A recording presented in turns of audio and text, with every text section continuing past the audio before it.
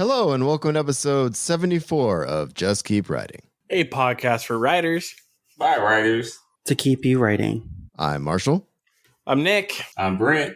And I'm Will.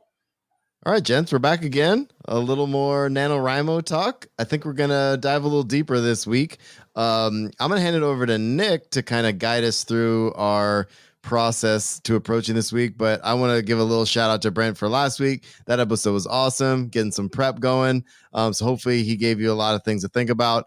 But this time around, we're going to dive a little deeper, and Nick is going to guide us. What you got, buddy? Yeah, kind of different because usually I kind of sit back a little bit. So I thought, had a thought tickle my brain here that, Marshall, you and I have done quite a bit of work recently with school for pitches and synopsis. And then Brent a few weeks ago was like, I'd love to do an episode on NaNoWriMo. And I kind of put those two together. Like, okay, what's part of NaNoWriMo? Like, you got to come up with a story. You got to know what you want to write about, unless you're a pantser and that's the way you want to go and you live life dangerously. And I don't do that anymore for good reasons on my end. So yeah, I thought we kind of dive into that a little bit because I know, Brent, you briefly touched on that last week as part of, strategies getting ready for it, and felt like this week was a good one to kind of get into that and help you guys learn how to write a synopsis a little bit more and pitches and give you some groundwork and framework to work off of. All right, well, here we go. I'm going to propose a question to the group. What is the difference between a pitch and a synopsis?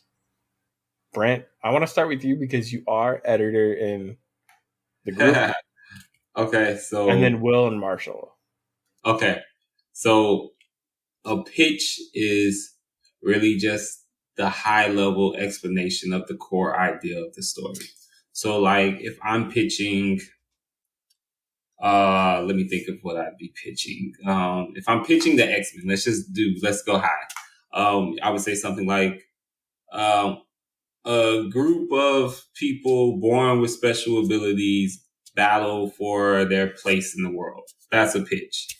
A synopsis is Charles Xavier, a telepath born in, I forget where he's born. Let's just say in America. A telepath born in America is on a crusade to fight for justice for his people, and he forms a group called the X-Men and so on and so forth. Like, so the difference is the pitch is a very high level explanation of the core idea. The synopsis is actually giving you key highlights of the story, and a synopsis, and this is probably one of the strongest things about synopsis to remember. A synopsis holds nothing back. You don't keep the twist hidden. You don't, avoid mentioning the big revelation. A synopsis is giving you the story in its complete raw form with hitting certain highlights. So it's not the back of the book reading to let you know what it's about. No, not even close. Perfect. Will or Marshall, anything to add on to that? I think just to add on to what Brent said, the idea behind a pitch is, and this is something that is said at writing retreats and stuff like that, or conferences where, if the unlikely scenario of you ending up in an elevator with an editor or an agent or something like that, and you have 30 seconds to nutshell your entire story, your entire novel, to get them to buy or not, right? That's the idea behind the pitch. But the synopsis is, like Brent was saying, a more detailed skeleton of the entire piece, right? But so what I was saying, as far as NaNoWriMo goes, is, and I think that's what Nick is leading up to with this, is the idea of having a framework for your story, right, ahead of time. And I think that's kind of the crux of what a synopsis can do for you, right? I mean, I think the idea that pansters aren't going to have to write a synopsis, I think that's a pipe dream if you're agented, because a lot of times you're going to have to do a pitch, you're going to have to write a synopsis, and you're also going to have to write 1 to 5 chapters. Even if you've already proved yourself, Like Matt Wallace wrote 2 middle grade novels, and they asked him what else he had. He sent them a pitch. He sent them a synopsis, and then they said, well, you know what? Would you mind writing about 5 to 6 chapters? After he's already proven that he's written this. So I think the idea that it's not for pansters is wrong. I think it's a great way for framework. I think to that point also is that Mur Lafferty has talked on her podcast and has said, she's written an outline, she's written a synopsis, and when she actually started writing the book changed directions. So it's not that you can't pants. It's just let it be an exercise of getting the story out. So you're laying the groundwork, or even if it's not about layering the groundwork, it's actually about generating ideas to get motivation to write. I like that. Yeah, no, really love it. And yeah, even if you're a pantser, you're not going to get away from those things. Like you said, having to do it for, an agency or an editor and things like that. So thanks, Will, for bringing that up and bringing it to light. And for Matt, was that for Savage Legion in that series? No, it was for his 2 middle grade books, and they just asked him for another one. And Matt was like, yeah, and then I had to do this. So, Man, well, hats off to Matt. It also happened to Gail Carriger, who has a New York Best Time selling series. They actually made her, when they asked her to write young adult, they asked her to actually write 80% of that book, right? Before they even did anything. Then they did it. She had a best-selling series, and then Gail was going to write something else. And instead of, no, this is someone who's established a best-selling series as a best-selling author. They asked her, what else does she have? She wrote a pitch. They did the synopsis. They did the first 5 chapters. And then her editor liked it. She brought it to sales and marketing. Nope. So it is something that even if you're a best-selling author and you're not someone who's like Stephen King, because they will literally take anything that man writes, or she who must not be named. Literally, Stephen King talks about that in On Writing. Yeah, that's funny. Yeah, I know. Cool. What's next, buddy? Yeah, so we already kind of went into the second question I had is, why is writing a pitch or a synopsis beneficial? And so geared towards NaNoWriMo, right? It's going to help you generate ideas. It's going to help you kind of get that train moving along for you guys. Anything outside of that, just as Will brought up, you're going to need it to give it to your editors, to your agents. Clearly, it doesn't matter unless you're Stephen King or She Who Must Not Be Named. You're going to need to write it. And it's a skill set that you're going to need to have. So what better time to practice than before you actually have to write one? Marshall? Yeah, and before we get into the nitty gritty on maybe how to approach writing a synopsis too, because I think that's what we're leading up to, I think what might help bridge what Brent was talking about last week and coming into this week is if you're not set on the idea, like you use the analogy, the seeds into a tree, right? You don't want to have a whole bunch of seeds floating around and you're like, oh, I'll water this one for a little bit and see if it grows, right? Like, it might be a good idea to approach like what Nick and I've been kind of doing in our program is we may never write some of these books, but the idea of picking a genre and writing a pitch or a synopsis in that genre just to see what ideas you generate, having that as a list, and then picking which one to water for when Nano comes around might be the way to approach this. So I think that might be worth exploring for sure. Oh, absolutely. And going back to, Brent's talk last week too, he talked about coming up with comp titles and then seeing where you can take that. Like and kind of the point of, creating these pitches is let's get the brain juices start flowing. Let's get the creative muscle going for you. And like you said, Marshall, how many have we written for the program now that we're in? And I'm not going to write certain romance pitches that I've put out there, or even write further into short stories from scenes that I've written as well. But I think it's good exercise. I think it's good to be able to have that skill set to say, yeah, I can come up with an idea and I give you a synopsis in, a month, a day. Depends who you're talking to. Brent, on kind of your end of things, I wanted to ask you, as an editor, what's the benefit to a synopsis and having it done well? So, especially in terms of Nano, so if the idea is to remove roadblocks that are going to keep you from pressing forward in the story, if you do that synopsis in advance, you're going to know where your weak points are in the story. You're going to know in advance, like, okay, maybe my protagonist intro isn't as great as I thought it was. Or like, oh, I'm actually missing a strong inciting incident. Like, you can figure that out before you actually start drafting, and it won't stop your drafting. So that I think that's the really good benefit of trying to break out the synopsis beforehand, because you start seeing, like, yeah, you're able to see the core parts of your story that you're going to need to have in the draft to make it work, and you can spot problems beforehand. So I think that is probably the largest benefit, is that structurally it sets you up in a good place before you start drafting. Perfect. Love that.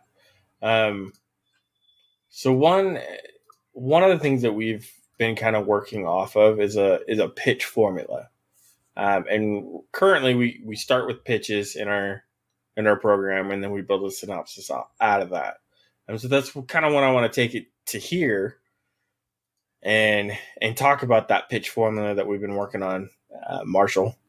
So the formula that we've been given is, and I'll read it right here, is person A is a blank who wants blank but needs blank. In order to accomplish blank, they must blank. When they blank and blank, the story is finished. So, and I'm going to push this to you, Marshall, because you and I have been working on this one. How did you start tackling this? And I'm just going to say this. I don't think this synopsis, I don't think this pitch formula is new by any stretch of imagination. No, I've definitely heard it. Yeah, this is a very structured. You could find this online. What I like about it, though, and the way I approach it is I start with a genre first of all. So if I plan on writing a mystery, okay, that pitch formula is going to be very different than I'll alter it a little bit differently than I would if it was like an epic fantasy, right? Because within that pitch, I have to lay out the hint of the mystery formula that the reader is going to expect as well, right? Whether it be a dead body or something that's happened, and then what's the character's motivation to solving that crime. All of that stuff has to come through on that pitch, right? So how I approach it first is essentially, what's my genre, who's my character, what's the antagonist, and those things I will plug those in, and then I've got to figure out the other stuff in the middle, like the little or nuances of, like, okay, if they get X, this thing will happen as a result, right?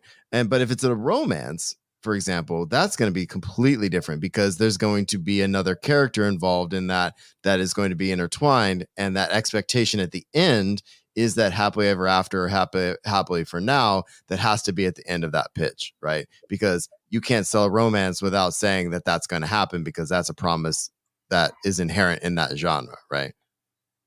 So that's how I approach it. Genre first, then character, then figure out the what that character needs and wants, and who the antagonist is. Got it. No, I love hearing that. Will, question for you. As someone who has been writing short stories and novels and things like that, is working on your pitch or pitches for these works.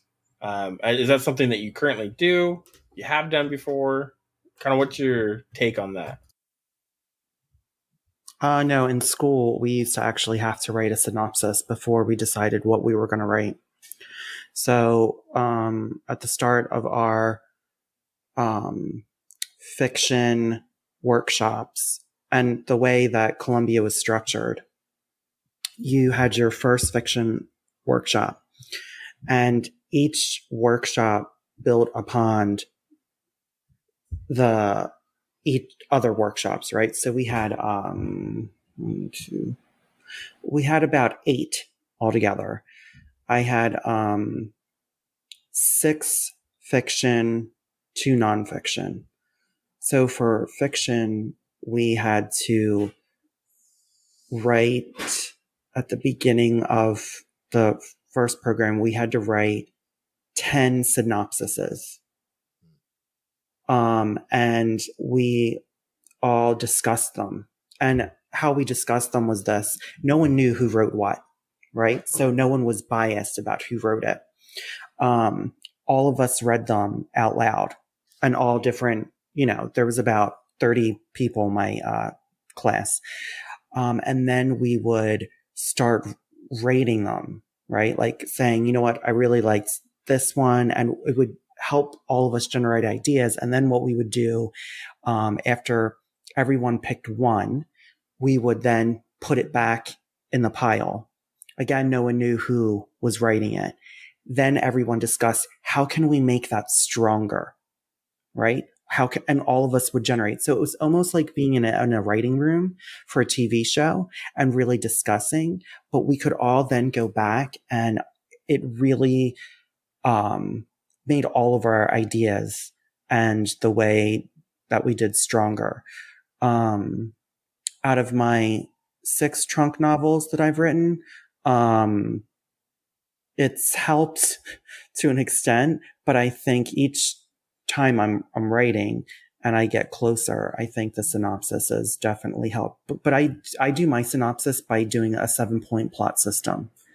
So I will figure out the 7 major plot points, and then I will write the synopsis from there. That's super smart. Well, I also really like the idea of structuring that without the names attached to it, because then you're just getting feedback and you don't have to worry about, I don't know. I like the way that we're doing it in our program. It's similar, but at the same time, there are names attached to it. I like the idea of not having the names attached to it quite a bit, actually, and having like a sort of a blind workshop, then coming back and having those pitches, being able to modify your synopsis or whatever based off the feedback without worrying about the other stuff, right? Go ahead. Yeah, so another exercise that we did is, this is besides the one horrible experience I had in school when I wasn't supposedly allowed to write genre. Oh boy. All my other teachers were amazing. But my one professor said, it's similar to how you guys are doing your genre fiction. We each got to pick a work of old literature, meaning from probably about the 17th all the way up to about the late 19th century. We got to pick something from the Harlem Renaissance. We got to pick something that was literary contemporary, meaning from 1970 to present. But then we were also allowed to pick a mystery or science fiction work. And it could be whatever. So what we needed to do was read those works. We needed to capture the voice of that author in the way that we were writing the synopsis. So you're still writing a very blanket synopsis, but the idea was, how can you capture the rhythm of the language within the synopsis without being flowery, without, with delivering the information, but also in the notion of the voice. And she actually gave us an example of what Toni Morrison pitched for one of her books and a synopsis she had to write afterwards, after we did it. And it was really interesting because while she was delivering a synopsis that was very clear cut, you could still tell this was a Toni Morrison book, right? Because we didn't know who wrote it at first. She just said, this is someone who is literary. It is a female And she exited out the words, and we were all like, this totally sounds like Toni Morrison, not just the idea of the book, but the way that it was written, which was very fascinating because it was also a point of like voice. Oh, for sure. Oh, that's super, super interesting. That'd be fun exercise to do as a writing group. So does anyone feel like coming up with a pitch right now? A pitch of any kind? Pitch of any kind. Oh, I have like 8. But go ahead. Someone go first. I don't have mine. So you go ahead. I don't have to go get my book. Oh, okay. Go get your book. Go get your book. I would. So kind of what I'd like to do is talk about a pitch. Let's hear a couple from Will, because he's got some experience in it, and then I kind of want to move on to the actual synopsis portion, where we actually talk what needs to go in it. I actually got an example I'm going to read. It probably sucks, but I'm learning. So you guys can learn with me on that one.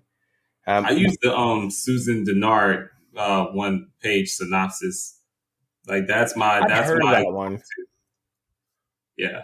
And it got me a lot of requests when I was trying to query. So but I think that's the difference too. Like there's the 1-page synopsis, which is you're generally going to see more for like when you're out there in the query trenches.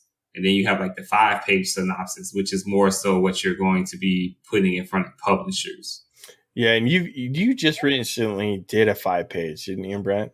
No, I did actually. Jesus, it feels like a century ago, but yes, that was this summer.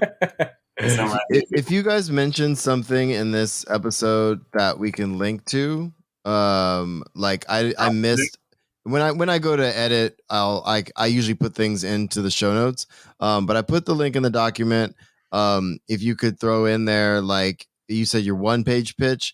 If just typing that, then I can find it, and then we can throw it in there for people to check out. So as we talk about these things, we'll put as much as we can in the show notes so that people can link to them and find some help if they want to write a pitch or a synopsis. So yeah, I live and breathe by the Susan Dennard synopsis for sure. Perfect. Yeah, no, it's one I will be picking up to start implementing as I'm learning how to do this.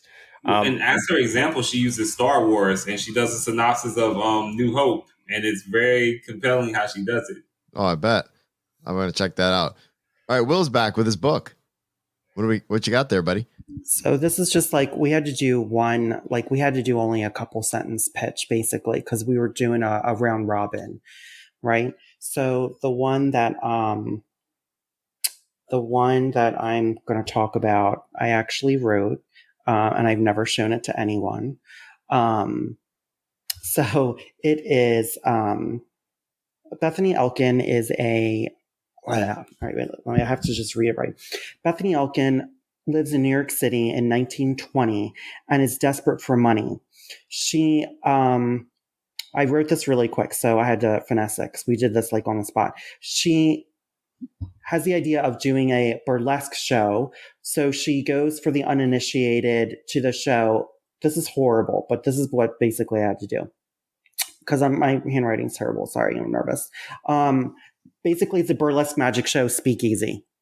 So imagine if you had Gail Carriger's Soulless meets Moulin Rouge.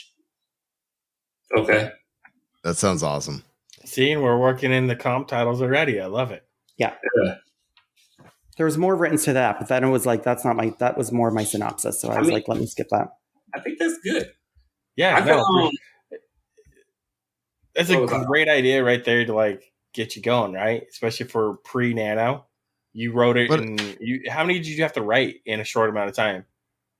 I had 1, 2, 3, 4, 5, 6, 7, 8, 9, 10, 11, 12.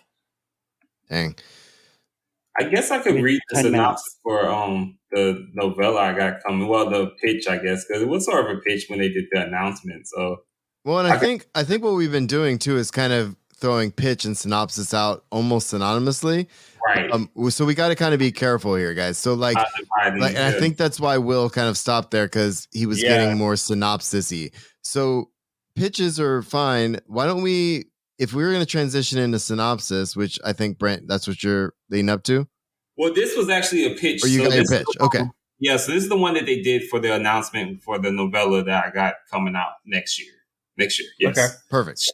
So, okay. So this is the one for Necessary Chaos. In a world of magical empires and the anarchists that would tear them down, a necessary chaos follows two mages. Authors invade, each assigned to spy on the other by opposing sides. But when they both catch feelings, what happens when they're commanded to kill their target? They must decide to follow orders or find a way to make their romance thrive beyond their lies. So that's the quick little pitch. Well, I'm ready to read that. So could you get on it? Yeah, we're all ready to read that, dude. That's why I've been struggling with over here. Trying to just get to it. Yeah. I mean, chop. I mean, I don't know what to say here. But I guess to critically look at that one, so you had like, I gave you genre because I started off with magical and empires, right? So it kind of like puts you in the mind of fantasy. But then I kind of like make sure I kind of give you an idea that it's not like not necessarily of Tolkien-esque fantasy by talking about, you know, anarchists and talking about people being assigned to spy on each other. That those are more modern things. So it kind of like gives you it kind of cues the reader in on like what kind of world they're getting. I give you the two main characters and I kind of give you their problem. Like they are supposed to spy on each other, but they have feelings for each other. And now they've been in the conflict. They've both been asked to kill the other and they have to figure out what to do about it. And so looking at that critically, those are the kind of points you want to hit. Like you want to give the reader a clear setting, clear idea of genre, and a clear idea of whose story they're following and why. Awesome. No, I love it. And I'm excited to hear the synopsis from that. Will and Marshall, though, before we move on to actual synopsis work, anything else about pitches and what you can do with that for NaNoWriMo prep? This isn't necessarily for NaNoWriMo prep. But I think it's a good exercise for NaNoWriMo. I think a synopsis will be more beneficial to have when you decide to. I think it's a staged thing for NaNoWriMo. So you come up with your pitch, just your ideas, maybe some comp titles, develop into your synopsis, and then get into what Brent was kind of talking about last week and really fleshing out the character in the world and all that stuff before you start writing for Nano. But I think when a pitch comes in really, really, really handy is at conventions and retreats and stuff. Because inevitably, what do writers do when they sit around and they're talking to each other? And some of us might be introverts. Some of us may not want to, what do you do when everybody's a writer in the room? Oh, what do you write? What are you working on? What are you working on? Right. And in that moment is a perfect time to test your pitchiness, right? To throw your pitch out there for your current work in progress. But having that kind of in your head already and having it written or at least developed enough to where you don't go, well, I'm working on this story and it's pretty cool because this, we've been there. I've been there, right? But having that pitch kind of ready to go is really beneficial for those type of situations for sure. So I just want to throw it out there before we move into synopses. So that's all I got. Hey, I appreciate it. Okay. I appreciate it. So when it comes to a synopsis, as we defined it, a little bit earlier, you're telling the full story. You're not hiding anything. You're telling the ending. You're telling, the secrets that are there and what moves the plot forward and things like that. And I'll start with you on this one, Brent. Okay. How do you write a good synopsis? What are the three takeaways that we can get from you that will make your synopsis great? All right. So the most important thing is you have to have good word economy. You only have, at least if we're talking about synopsis, no, both. I think it applies to both. If it's 1 page or 5, you still have only a limited amount of space to get the information across that you need to convince whoever's reading it that you know how to tell a good story. You're basically having to take 400, 500 pages and condense it into either a page or 5 pages. So every single word counts. So you have to be able to cut out fluff. Like, I think Will was talking about how the Toni Morrison synopsis was, very to the point, and it still felt like her. Like, that's what you're aiming for. Like, you want it to be to the point and still have capture your voice. Will?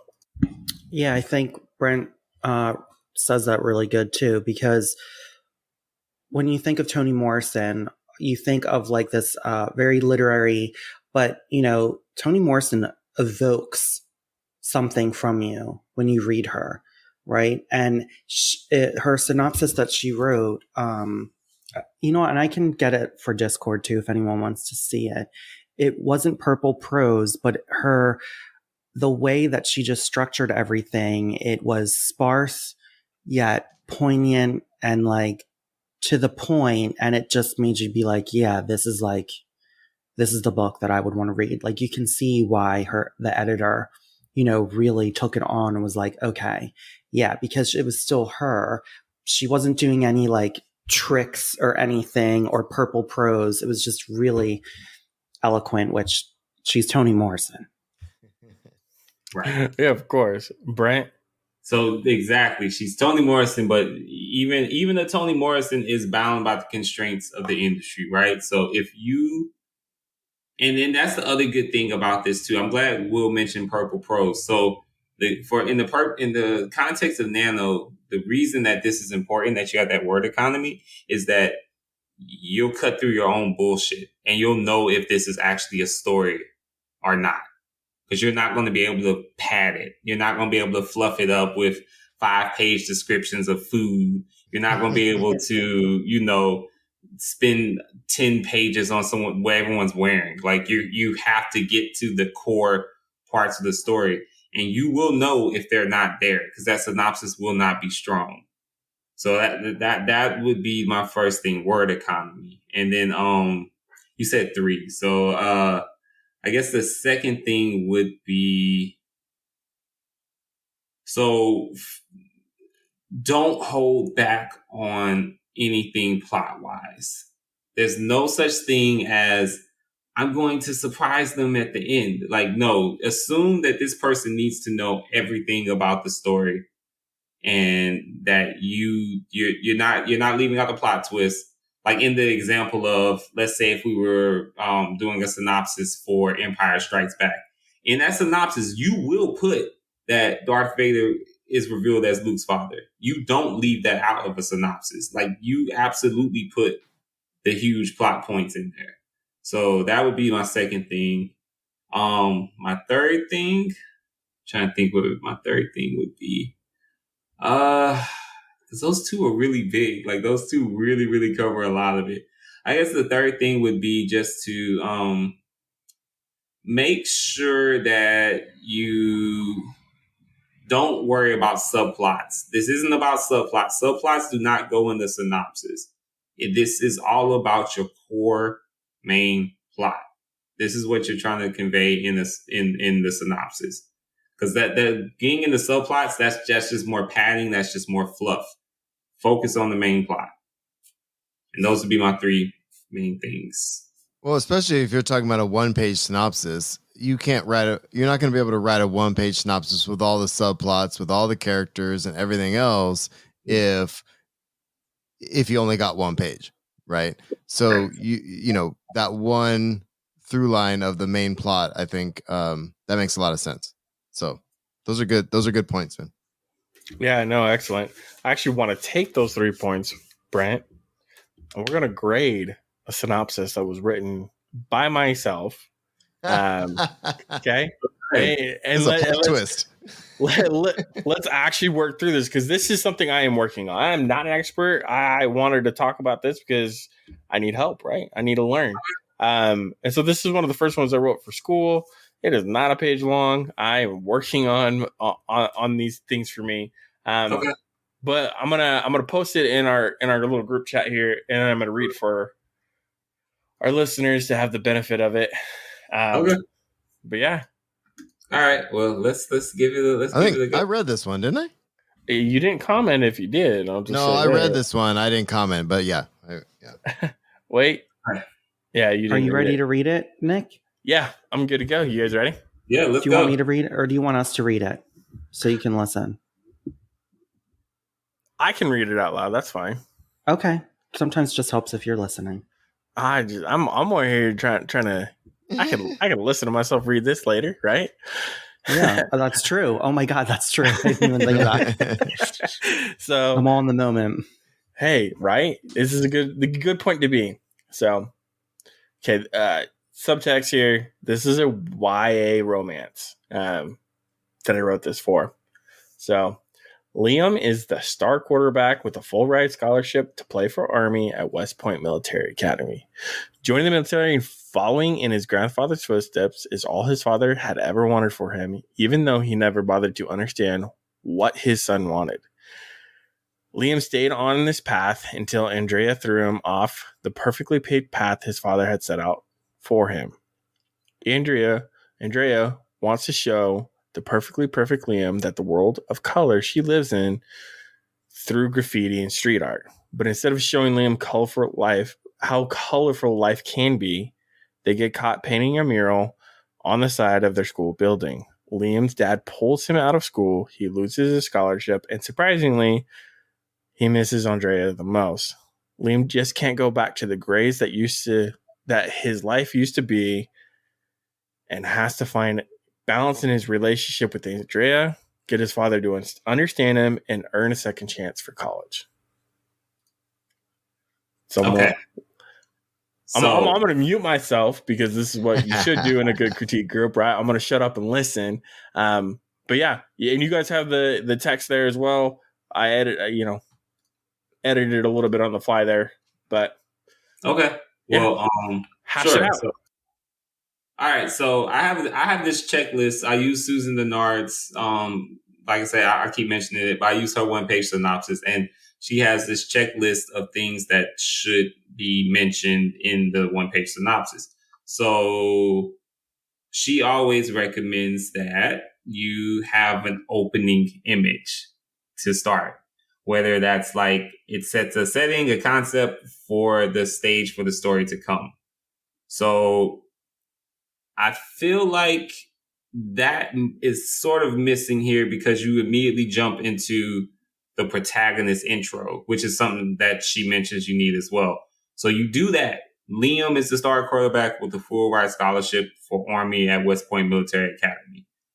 That's the protagonist intro. So, and the second sentence gives us a little bit about the character. So that's actually really good. She suggests that I would shorten it though. So she suggests that you give 1 to 2 descriptive words and say what they want. So I would just say, Liam is the star quarterback for Army at West Point Military Academy. I don't need to know he has a full ride right now. You could just say Liam is the star quarterback Liam is the star quarterback to play for Army at West Military Academy. And joining the military and following in his father's footsteps is all he ever wanted. That sets the stage. Now, I know that there's privilege and I know that there's legacy by you saying following in someone's footsteps. I don't need the part about the full ride right now. That doesn't really matter for this. Like, because I know what you're trying to do. You're trying to set up that he's coming from a background that has certain prestige to it and there's certain expectations. You saying he's following in someone's footsteps, that does that for somebody. That immediately sets up legacy and history and whatnot. So I don't need to know about the full ride. Just cut that out. Tell me he plays football. Tell me he's trying to follow in someone's footsteps. Now, so I know what he wants, and I kind of have a description of him. So you already kind of like setting it in my mind. So this kind of what I mean about the word economy. Like, you chop it up. And so, okay, after that, you introduce the protagonist. The inciting incident should happen next. So you actually did that. So you have Liam stay on the path until Andrea threw him off. Now, I would kind of like change that up a little bit. I would like Liam seemed headed for, success until he meets Andrea, who throws his world upside down or something like that. And so that's the inciting incident. Meeting her is what causes the story to change. Now, what's missing after that though is a plot point. Like there needs to be a specific plot point. So I would cut out that sentence. Andrea wants to show the perfectly perfect Liam the world of color she lives in through graffiti and street art. Or it not necessarily cut it, but merge it into the actual getting caught with painting a mural. So you could say Liam meets the rebellious Andrea who throws him off of his perfect path. And she shows him her world of graffiti and street art, and they end up getting caught with him painting a mural on the side of the building. I'm not putting on full editor hat here since we're just talking it out. So I would definitely clean that sentence up a lot more, but just so you can get the idea. And then you have a good midpoint. I noticed that. I was like, your midpoint is actually very strong. So the midpoint is when Liam's dad pulls him out of school, he loses his scholarship. Like that is a strong midpoint in the story. That's when you know, okay, shit's about to take a turn. Like up until this point, you had Andrea changed his life, and now there's a reaction to that change.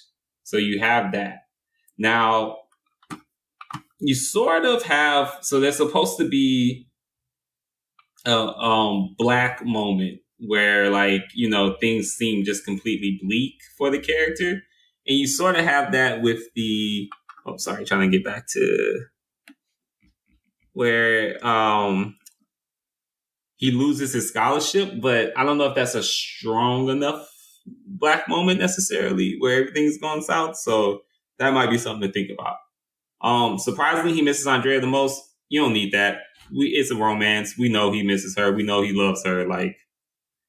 You would want to mention if you were subverting it and he was like, he hates Andrea now. Like that would be where you kind of would mention that. But we kind of know, lean into what people already know about these tropes. And then says a climax. So there wasn't really a climax. I don't think there was a climax where I felt like the final blowout. There wasn't really one. Whereas maybe a climax could have been he makes the decision that Andrea means more to him than family history and confronts his dad and tells him that he's moving out or something. That would be a climax. And then also too, you want your synopsis to end not on the climax. Actually, you want it to end on.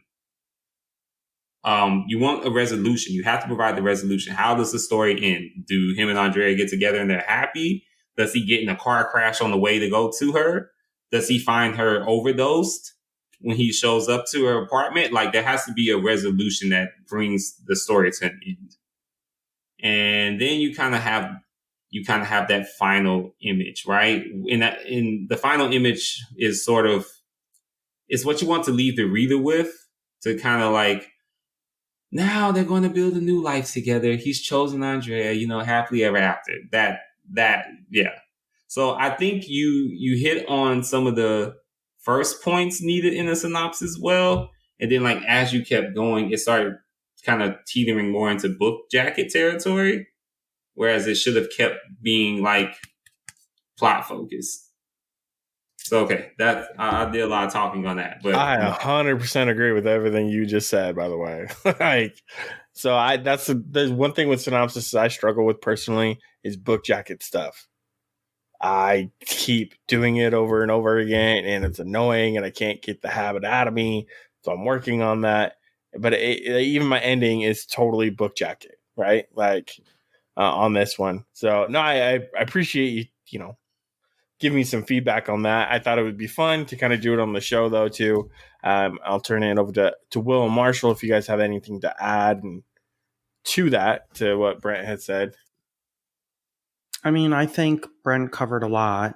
I'm glad he said that because it was boring to me.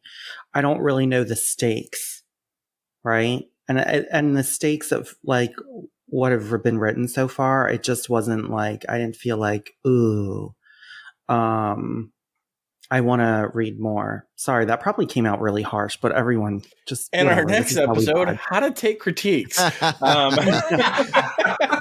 I think putting those two side by side, Brent, and I think this is really important as we close out here soon.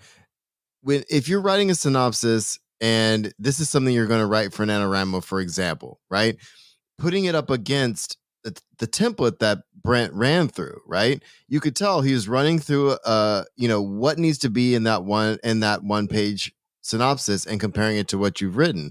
And that compared with what Will said, the stakes weren't there. He wasn't engaged with it. Why not? What's missing? What was missing was the things that Brent pointed out, right? So before you get to the point to where you're about to write this novel, and again, we're just talking about that first draft thing, but it's important to understand that if you have something to compare it to before you get to that point, you already know the stakes, you already know what's going on, right? And you know how to approach it before you get deep and you're like starting to pants because you're like, shit, I have no stakes. Shit, I'm bored by my own stuff. Like, what am I supposed to do now? Right? Go ahead, Brent.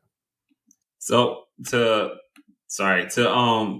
kind of like hop on what Marshall's saying and putting this in the perspective of Nano, if this was the synopsis that somebody was going to start drafting with, they would probably have stalled out by the time the dad showed up. Because that's when everything starts to lose momentum. Like it would have been the dad shows up, takes him out of school, and then I guarantee that's when the hypothetical writer of this would have started choking and not figuring out where to go or what to do.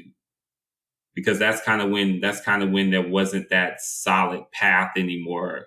Like, cause I feel like before then it's not necessarily the cleanest, but the points were there. But it's like once the dad shows up and takes him out of school, we get that midpoint event. And then after that, it's like the rest of it just isn't there anymore. Well, that's what happens too. That's the saggy middle. That's when people lose momentum anyway, because they're like, well, I think something cool should be happening now, but I'm also now bored by my own thing because I don't have the stakes there. Right.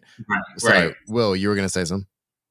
No, it's just, Nick was texting me because he was like, no, I feel like you came off totally fine. I did. I'm leaving that in, by the way. Yeah, no, I want you to leave this in. I want to leave this in because I think when you're comfortable with people and you know where they're coming from, if Brent didn't say what he said, I most likely would have said all that, but then I probably would have added my own comment of being like, I'm bored. Like this doesn't make me feel like I want to read it. I don't feel it, because sometimes I think when you're giving feedback or when you're thinking about, reading your own work, right? Or thinking about your story, there is a level of realness you need to have, right? Where you can just be like, I'm bored. This does not move me, or I'm confused, or, like we're telling you what is the symptom of what we're feeling. Right. Yeah. So I think when you can be that direct with the people that you trust your writing with, I think that's really important, because you don't want anyone to be like, well, I think this is, like you really sometimes just need to be that direct and be like, you know what, I'm really bored. I don't think I feel the stakes in any of this. That right there is why I don't give my work up to most writing groups anymore. Or writers for that journal, because if I don't know what kind of feedback you're going to give me, if you can't be like Will and be like, this sucked, I'm bored, I don't want to read it.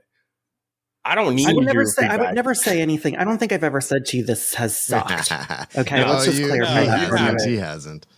I've always said to you, though, I always have said to you, right in here is a place that I'm bored, or I don't believe this character's motivation. I think it's like a cop out, or I'm just severely like, what's going on in here? I'm so lost.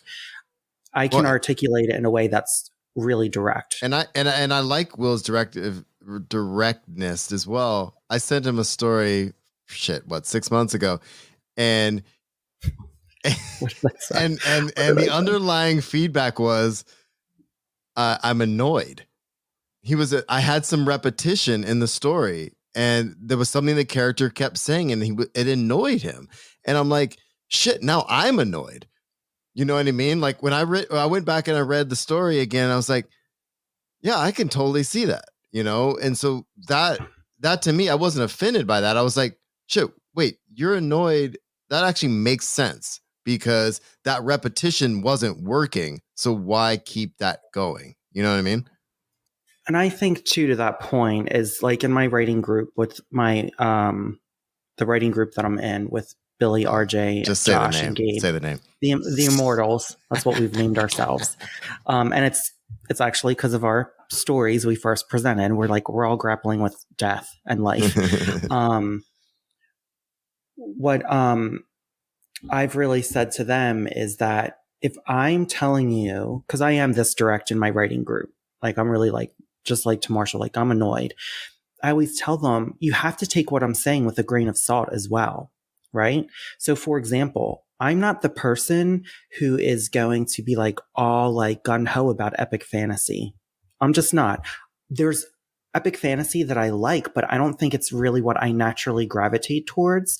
So I'm going to pick up on different things that people who love epic fantasy might look over because they love that storytelling so much, you know, where I can be a little bit more objective and be like, or not objective. Maybe I'm just like, I don't like this. So, you know, like take that with a grain of salt. Like think about, you know, was that purposeful? Did you mean to do that?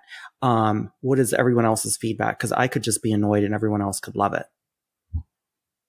No, super good points that you guys are bringing up. Side tangent on the synopsis here that we kind of tackled here, but I love it. You know, I just want to thank you guys again, you know, for being on the show with me. Brent, it's been a year. Well, I mean, we're just over a year and a half almost, it feels like. Marshall, we're coming up on 3. That can't be true, but okay. And in fact, this week may be our actual 4-year anniversary. That can't be 3 right. year, 2018. We are on a 3-year anniversary. Oh, on our friendship. Yeah. And our podcast will be 3 years in February. So true. We did meet this time in 2018. It's crazy. It is crazy. But, you know, I love sharing my work with you guys and getting some feedback. So I hope in future episodes, depending on listener feedback, you know, if you guys want to hear about more what we're doing, I'm happy to share my mistakes with you guys so we can kind of learn from it. I think this was a good learning point, not just for me, but hopefully for you readers out there, listeners as well. And does anyone have any final thoughts on pitches and synopsis for NaNoWriMo? What I would say is that be open to it changing. I think Will mentioned this, like get it done, but don't, just like I was saying before, don't get so mired in like the one thing that you feel like you're married to it and you can't change it. Like this is to help you see weak points and to strengthen everything structurally before you dive into the story. But that does not mean you are married to it. It does not mean you have to absolutely stick to it. Like you can, if you do a synopsis and as you're writing the story, all of a sudden you think of a better midpoint, so be it. Change the midpoint. Keep it pushing. This is something Charlie J. Anders actually says too. When she gets to a point where she realizes like, oh, I want to change the plot a little bit here. She'll literally put a note in the story and say, okay, the plot is changing from this to that, and then keep drafting the story based on the new change. And she'll go back and retcon and fix everything later. Like, just keep doing what you need to do to push through. And yeah, so don't get married and don't get stuck on anything. So what you would say, since we're leading up to NaNoWriMo, and these are some tips and tricks and tools, you would say just keep writing? Honestly, yes. This Too just keep cheesy? writing. I mean, I did it last episode. So why not? Let's keep it going. Just keep writing. But that's really the crux of all of this. You just want to keep going. It really has to be. So that was Seriously. great. And this has been Just Keep Writing, a podcast for writers, by writers, to keep you writing. You can find us at justkeepwriting.org. Follow us on Facebook, Twitter, Instagram, and YouTube. Feel free to reach out to any of us on our social medias, and please jump in our Just Keep Writing Discord channel. Links to all of that is in the show notes. Lastly, please support our show by going to patreon.com/justkeepwriting. We offer daily writing prompts, early access to podcast episodes, and much more. Thanks for listening, and just keep writing.